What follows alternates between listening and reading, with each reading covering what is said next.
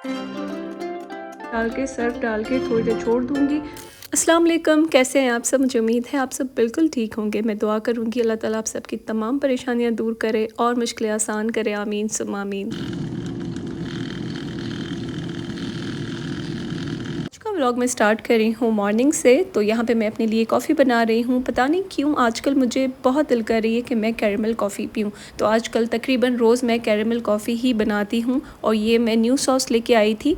तो ये उतनी अच्छी नहीं है जितनी हर्शीज़ की अच्छी होती है और एक पाकिस्तानी कंपनी है सलमान्स की, वो अच्छी होती है। तो मैं ये रिकमेंड नहीं करूँगी क्योंकि ये लिटरली शुगर सिरप लगती है, लेकिन बस थोड़ा सा टेस्ट देने के लिए मैं पीती हूँ। तो बस देखें यहाँ पे कॉफ़ी बन चुकी है और ये बहुत ही मज़ेदार सी बनती है। इसमें अगर आप चाहें तो वनीला ड्रॉप्स भी ऐड कर सकते हैं, लाइक जो वनीला एसेंस होता है, तो उससे बहुत अच्छा टेस्ट और प्रोफेशनल कॉफ़ी लगती है। और यहाँ पे देखें मेरा ब्रेकफास्ट रेडी हो चुका है। और हाँ, मैं अभी तक यही ब्रेकफास्ट करती हूँ क्योंकि इसके अलावा मुझे कोई चीज़ पसंद ही नहीं आती।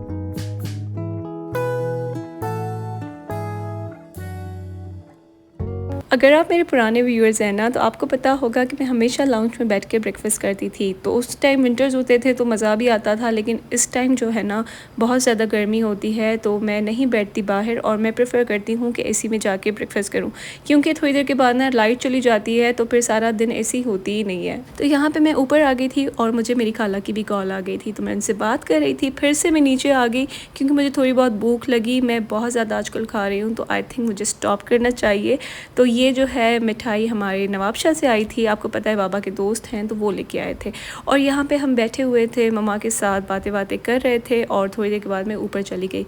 आपको पता है मेरी एसी ना बिल्कुल ही काम नहीं कर रही, ऐसे लग रहा है कि फ़ैन चल रहा है, कोई एसी नहीं चल रही, बिल्कुल लाइक ज़ीरो। गैस भी हर चीज़ ठीक है।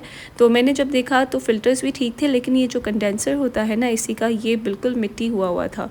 जब से लास्ट ईयर मैंने सर्विस कराई थी तो उससे मैंने कभी साफ़ ही नहीं किया। कहते हैं कि इसको साफ़ करने से एसी की जो ये कंडेंसर होता है ना टेढ़े मेढ़े हो जाते हैं, फिर एसी ख़राब हो जाती है। लेकिन आपने जो है ना केयरफुल होके बिल्कुल साफ़ करना है। जो लाइंस जैसी जा रही है ना, बिल्कुल हल्के हाथ के साथ आपने पुराना टूथब्रश उठाना है और आपने इस तरह से साफ़ करना है। तो बीच में लाइन की वजह से वो पोर्शन करके मैं साफ़ करवा रही थी। अगर लाइन नहीं होती तो मैं बिल्कुल सीधा ही साफ़ करवाती। ये हम बचपन में भी ट्रिक करते थे और मेरे ख्याल से सबके घरों में ये वाली क्लीनिंग ज़रूर होती थी सर्विस से पहले। पहले ये हम ट्राई करते हैं और फिर अगर इसके बाद भी ठंडी नहीं करती तो फिर हम सर्विस कराते हैं।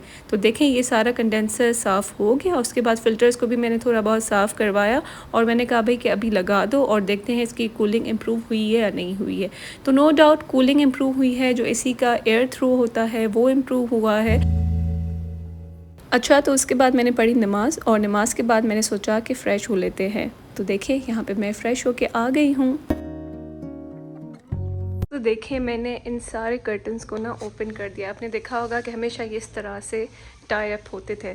तो अब मैं सोच रही हूँ कि इन कर्टन्स को ना यहाँ से निकाल के वॉश कर दूँ, वॉश करवाऊँ या ख़ुद करूँ। मेरे ख्याल में ख़ुद करना चाहिए। आप देख सकते हैं ये जो दाग मेरी नज़र पड़ी है ना इन पे, तो ये बहुत ज़्यादा जो है मेले हो चुके हैं। असल में इनको लगाए हुए भी हमें 5 साल हो गए हैं। जब हम यहाँ पे शिफ्ट हुए थे ना 2018 में, तो तब लगाए थे। तो अब मैं सोच रही हूँ कि इनको निकाल के खुद ही इनको पानी में डाल के सर्फ डाल के थोड़ी देर छोड़ दूँगी। देखते हैं ना सर से ये निकल जाते हैं, तो आई गैस के ये निकालना चाहिए। सर से ये दाग निकल जाते हैं। मैं तो ये होता है कि कपड़ों पे भी कुछ लगा होता है ना, मैं सर्फ में ऐड कर देती हूँ 30 मिनट के लिए, उसके बाद निकालती हूँ तो वो दाग जो है चला जाता है। थोड़ा सा स्क्रब करना पड़ता है कि मैं इनको खुद करूँ या फिर मैं ड्राई क्लीनर को दूँ या फिर मासी आती है उनको दूँ।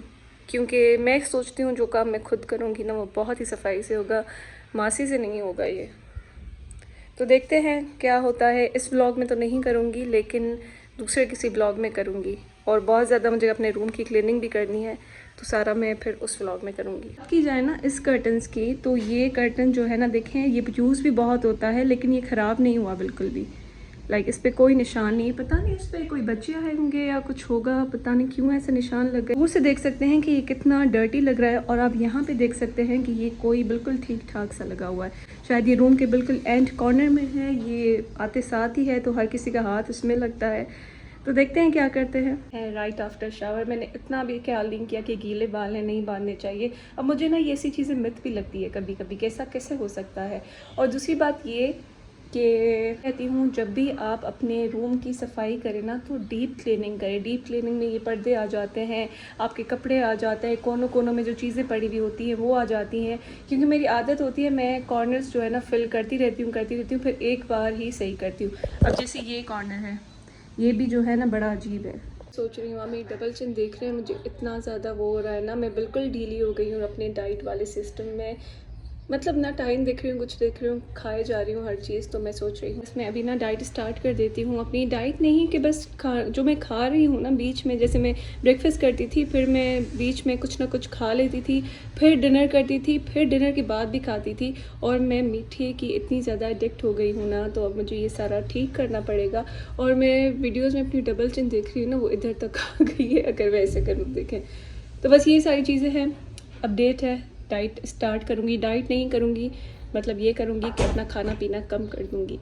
तो अगर आप भी स्टार्ट करना चाहते हैं ना, तो जितना आप खाना खा रहे हैं उसको आधा कर दें। मैंने पहले भी वीडियो में बताया था कि कैसे कैसे इजी तरीक़ों से मैंने अपना वेट लॉस किया था, आपने भी ज़रूर करना है। अच्छा तो देखिए फिर से जो है ना मैं बिरयानी खा रही हूँ। मुझे बस ऑफ़र हुई कि बिरयानी खाओगी, और ये डिनर के बीच का लाइक स्नैकिंग टाइम था, तो मैंने मना नहीं किया, मैंने खा ली क्योंकि भूख भी बहुत ज़्यादा लगी हुई थी।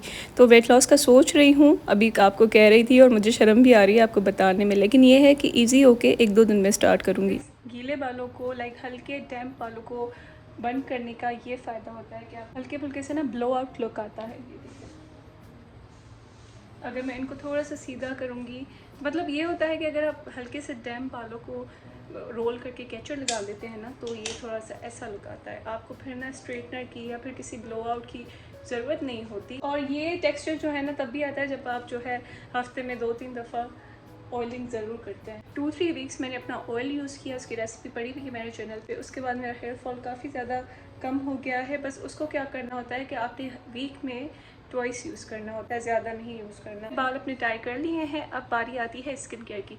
अब देखिए मैं फेस वॉश करके आई हूँ, बिल्कुल मेरा ड्राई फेस है। मैंने मॉर्निंग स्किन केयर स्किप कर दी, पता नहीं क्यों, भूल गई मैं। तो अभी मैं शाम को ही कर रही हूँ, फिर रात को अलग नाइट स्किन केयर करेंगे। ड्राई फेस में हमेशा याद रखें, आप कहते हैं ना कि विटामिन सी असर नहीं कर रही, एक्नी हो रही, ये हो रही है, बिल्कुल भी काम नहीं हो रहा।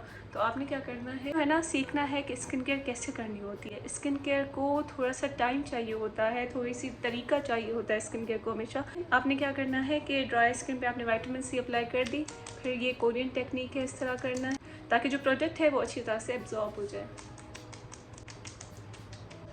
अब इसको 2 मिनट के लिए, 2 से 4 मिनट के लिए छोड़ दें ताकि आपकी स्किन पे अच्छी तरह से चला जाए। और फिर 4-5 मिनट के बाद हम हाइलुरोनिक एसिड लगाएंगे। विटामिन सी के ऊपर like right after vitamin C कुछ नहीं लगाना होता, उससे पहले भी कुछ नहीं लगाना होता। इसको अच्छी तरह सेट होने दें स्किन में, उसके बाद जो है हम और स्किन केयर करेंगे। अच्छा गाइस, तो 2-3 मिनट हो गए हैं, अभी मैं लगा रही हूँ रोज़ वाटर। अब इसको थोड़ा सा ड्राई होने दूँगी। इस तरह विटामिन सी लगाने से ना मुझे तो कसम से इतना ज़्यादा फ़र्क आया है। तो डैम्प स्किन पे अभी मैं यूज़ कर रही हूँ हाइलुरोनिक एसिड कर लेती हूँ। अच्छा जी, तो देखिए ये मेरी स्किन केयर हो गई है। अब इसके ऊपर ना मैं कोई भी मॉइस्चराइज़र लगा दूँगी। अभी थोड़ी सी शाम है ना, तो अभी कोई फ़ायदा नहीं है सनस्क्रीन लगाने की, और बस दैट्स इट। मॉइस्चराइज़र लगा रही हूँ, जो एक रनी सा मॉइस्चराइज़र होता है ना, वो लगाया है मैंने। अगर आपकी बहुत ज़्यादा ऑयली है, मेरी ऑयली हो रही है, थोड़ी कॉम्बिनेशन हो रही है, तो ऑयली स्किन वालों का क्या हाल होगा। तो आपने मॉइस्चराइज़र स्किप नहीं करना। जेल बेस्ड मॉइस्चराइज़र आते हैं, आप वो ले सकते हैं, न्यूट्रोजिना के आते हैं और दूसरे कई सारे आते हैं, तो आप वो ले सकते हैं। जेनफर्म की वेबसाइट पर भी देख लें, वहाँ तो बहुत ही रीज़नेबल मिलते हैं। अच्छा guys, thank you for watching my vlog. मिलते हैं नेक्स्ट व्लॉग में। अल्लाह हाफिज़।